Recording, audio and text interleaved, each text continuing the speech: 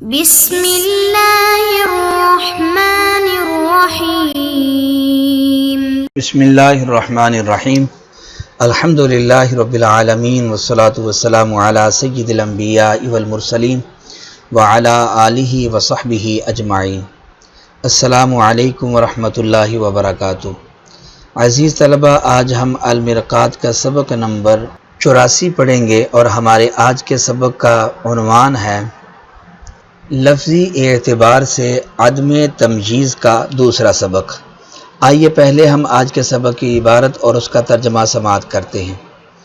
والثانی ما يتعلق بالالفاظ بسبب التصریف كالاشتباہ الواقعی فی لفظ المختار فإنه اذا كان بمعنى الفاعل كان اصله مختیر واذا كان بمعنى المفعول كان اصله مختیر او بسبب الاعجام والاعراب كما يقول الغلام حسن فيظن تارة تركيبا توصيفيا والاخرى تركيبا اضافيا والمتعلق بالالفاظ من جهة التركيب فإما بالنظر إلى اختلاف المرجع نحو ما يعلمه الحكيم فهو يعمل بما يعلمه فإن عاد الضمير إلى الحكيم صدق وإلا كذب وإما بإفراد المركب نحو النارنج حلو حامض صادق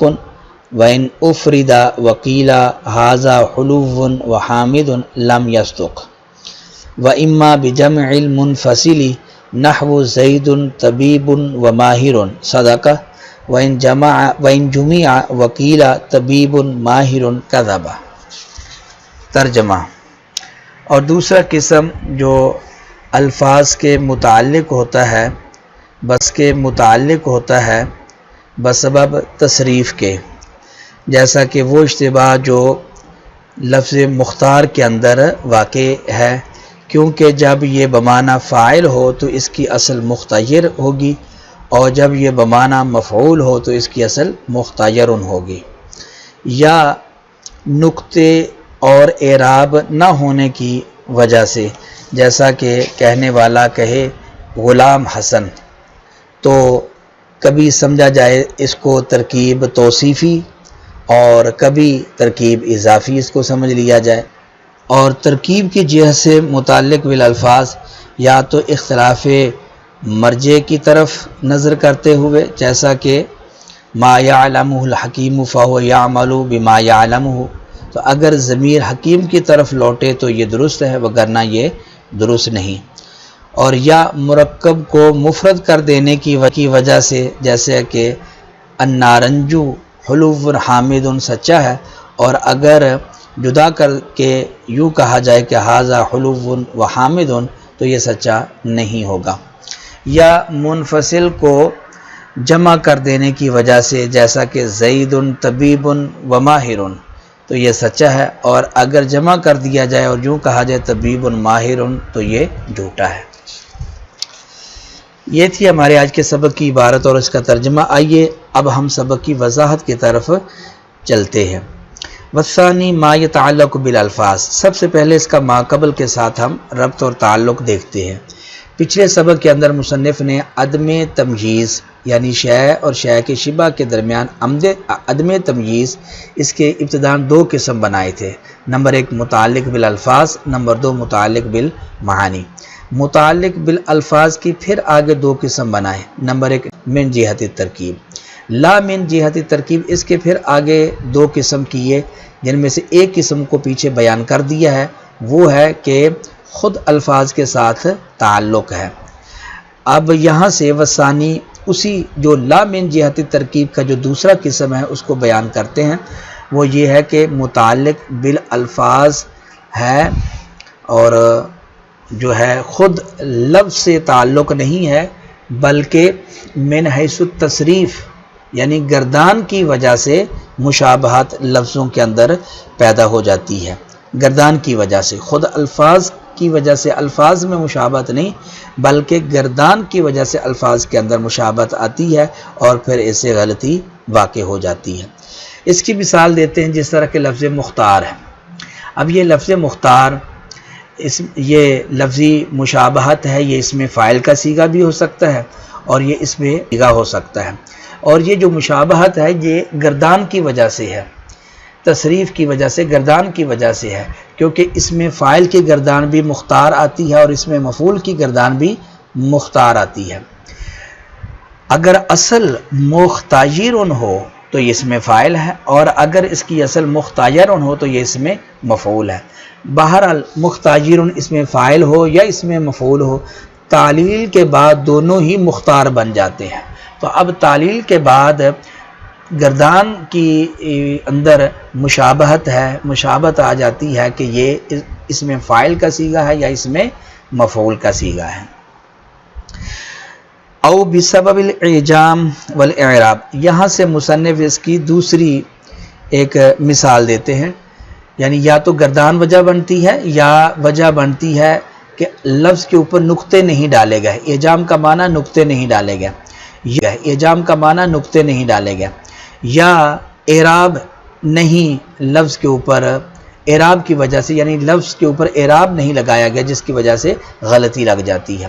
مصنف نے اعراب کی مثال دی ہے لیکن اعجام کی مثال نہیں دی، تو آپ اعجام کی بھی مثال سمجھ سکتے ہیں، جس طرح کہ مثلا اردو کا ایک شعر ہے کہ ہم دعا لکھتے رہے اور وہ دغا پڑھتے رہے، ایک نقطے نے ہمیں محرم سے مجرم کر دیا۔ تو اس کے اندر پہلے مصرے کے اندر دعا اور دغا صرف نقطے کا فرق ہے، دعا عین پر نقطہ نہیں ہے اور دغا عین کے اوپر نقطہ ہو تو یہ دغا بن جاتا ہے، اور محرم اس میں نقطہ نہیں ہے، اور مجرم، تو محرم اور مجرم میں، اور اسی طرح دعا اور دغا کے اندر جو فرق ہے وہ صرف نقطے کا فرق ہے۔ تو اگر کہیں نقطہ نہ ڈالا گیا، مس ہو گیا، کوئی بھی وجہ ہوگی جس کی وجہ سے لفظ کے اوپر نقطہ نہیں آ سکا، تو اس سے پھر مشابہت پیدا ہو جاتی ہے کہ یہ مثلا اس کو ہم دعا پڑھیں کہ دغا پڑھیں، محرم پڑھیں کہ مجرم پڑھیں۔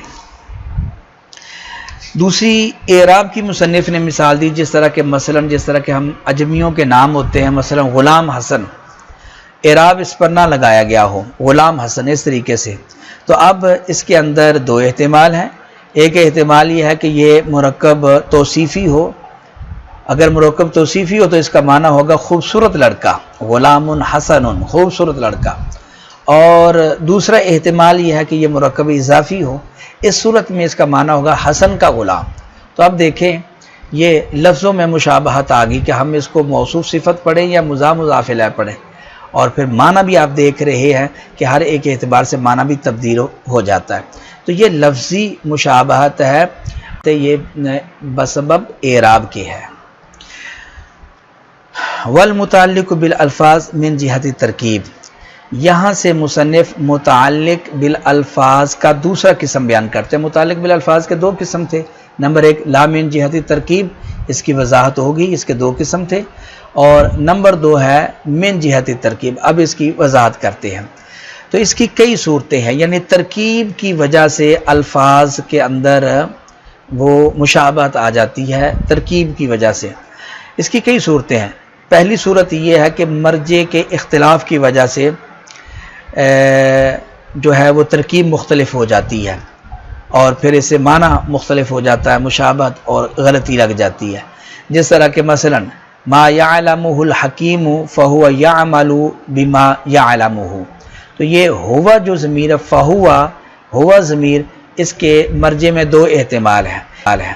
ایک احتمال یہ کہ اس کا مرجع حکیم ہو، اور دوسرا اس کا مرجع میں احتمال یہ ہے کہ اس کا مرجع ما یعلمہ ہو۔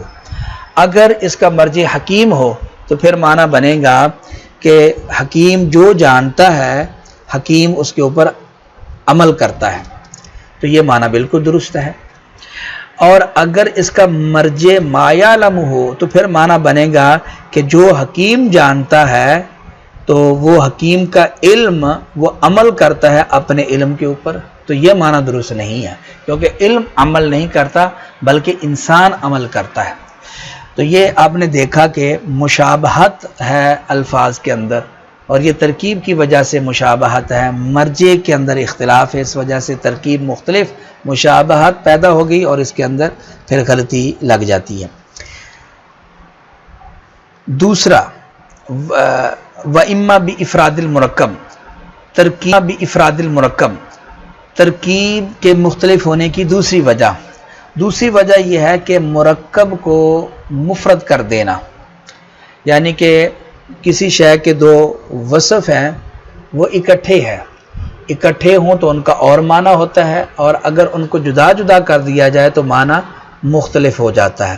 تو مرکب شے کو جن کے اندر ترکیب پائی جاتی ہے ان کو جدا جدا کر دینا، اس سے بھی غلطی واقع ہو جاتی ہے۔ مثلا نارنگی کے بارے میں یہ کہنا کہ حلو حامض، کہ یہ میٹھا کھٹا ہے، کھٹا میٹھا ہے، تو یہ معنی بالکل صحیح ہے کہ یہ پھل کھٹا میٹھا ہوتا ہے۔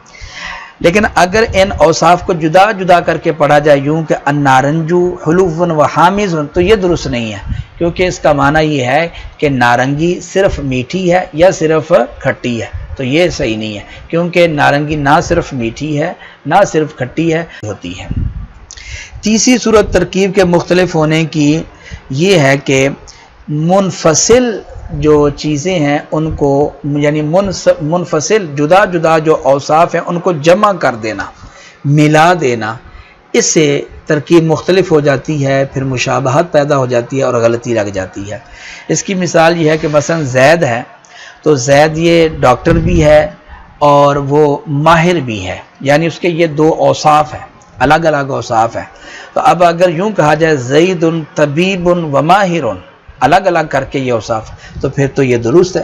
لیکن اگر ان اوصاف کو ملا کر پڑھا جائے زید طبیب ماہر، تو اس کا معنی ہوگا یہ ماہر ڈاکٹر ہے، تو یہ مہارت ڈاکٹری کے اندر اس کو ہے، یعنی کہ یہ مہارت الگ کسی اور چیز کے اندر نہیں ہے، بلکہ وہ ماہر ڈاکٹر ہے، یہ الگ سے اس کی خوبی نہیں ہے، تو یہ درست نہیں ہے۔ ڈاکٹر کے زید کے دو اوصاف ہیں، پہلا وصف یہ ہے کہ وہ ڈاکٹر ہے اور دوسرا وصف یہ ہے کہ وہ ماہر ہے۔